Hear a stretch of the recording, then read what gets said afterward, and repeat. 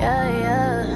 What's up, y'all? It's your girl Deja Janae EXO, and I'm back with another video. So today, as you can tell by the title, I will be explaining to y'all how I passed my NCLEX the first time in 85 questions. And if you don't know, with the next gen NCLEX, the minimum is 85 questions and the maximum is 150. So I finished mine the first time with 85 questions. So if you want to know what I did to study and pass, just keep on watching. So let's first start off by saying that I only studied 3 to 4 weeks before my NCLEX. I'll say a month before my NCLEX, but like seriously, like getting down to the nitty gritty, probably like 3 weeks. And now a lot of people choose to study way before then, which I mean, I'm not saying not to, but I'm just saying that I still passed my NCLEX with studying within 3 to 4 weeks before I took my test. I know some people are probably thinking like, well, she was probably like a straight A student in nursing school. She probably knew everything that was going on in class. No, I was not a straight A student.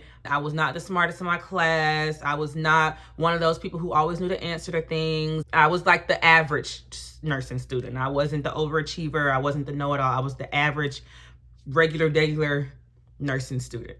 The things that I used to study was Mark Clinic reviews on YouTube, and UWorld. So starting off with Mark Clinic reviews, if you know, you know, Mark Clinic offers, I think it's like 12 lectures, and he goes over everything that you need to know for the NCLEX, like from beginning to end.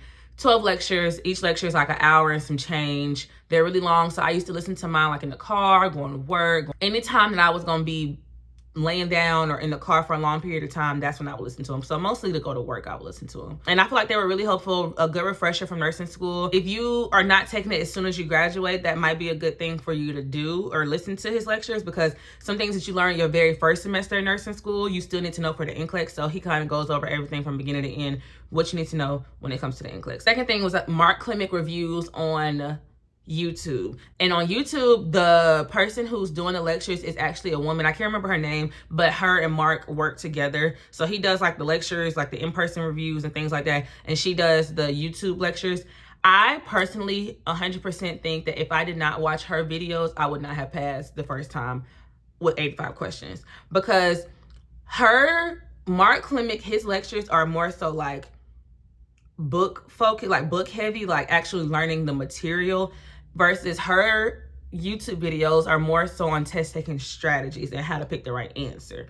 So I think with him, like I said, I needed to listen to his lectures to get a refresher of everything I learned in nursing school, but then I needed to watch her videos to teach me how to narrow down the answer choices to get the right answer, because you're going to get questions that you literally have no idea what they're talking about, but she teaches you how to break the questions down, how to break answer choices down to get to the right answer. And I really think that without her, I probably would not have passed the first time. And the last thing was UWorld. So it's a huge debate of whether you should get Archer or UWorld. To me personally, they're basically one and the same. They're very similar. They have slight differences, but they're pretty much very similar. The only reason I ended up doing UWorld is because they offered a discount for nursing students at my school, and it was like, why not? Why not use a discount? If you're trying to figure out which one to use, it really doesn't matter. Both of them will prepare you the same. I did hear that Archer has more realistic NCLEX questions compared to UWorld, but like I said, my friend had it and we were doing some of her questions over here one time,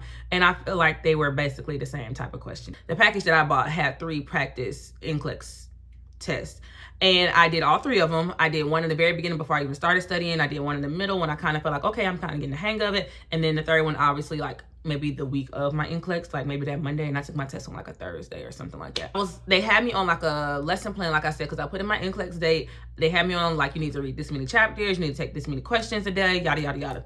I did not follow that. I'm not gonna lie to y'all. I was not reading anything. I feel like for me personally, the best way for me to learn or for me to practice for the NCLEX was to take practice questions. Like I wasn't going back to read over stuff that I learned in nursing school. No, I was not doing that. It was just, I'm gonna apply it.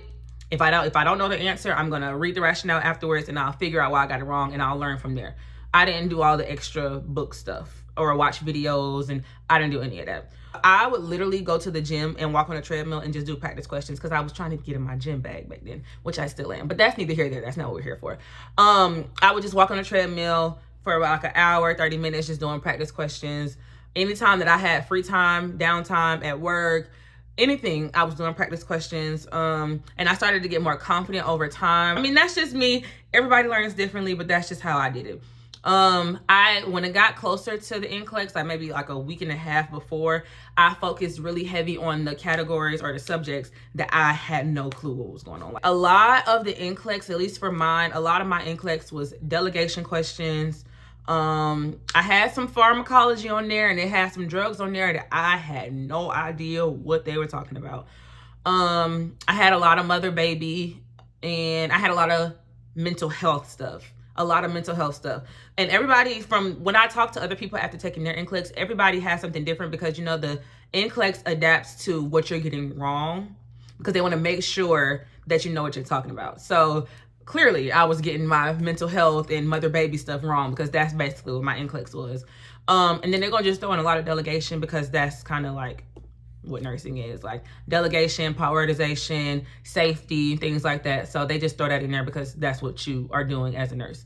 So as far as tips and advice when it comes to taking the NCLEX is, number one, don't overthink. Don't stress yourself out, which I know naturally we're going to do that anyway, but like, don't stress yourself out. If you feel like you're getting overwhelmed, if you feel like I'm getting all this stuff wrong, take a break, take a breather, go do something, go work out, go to the movies, go eat something. Just take a break, get your mind together, come back and try it again.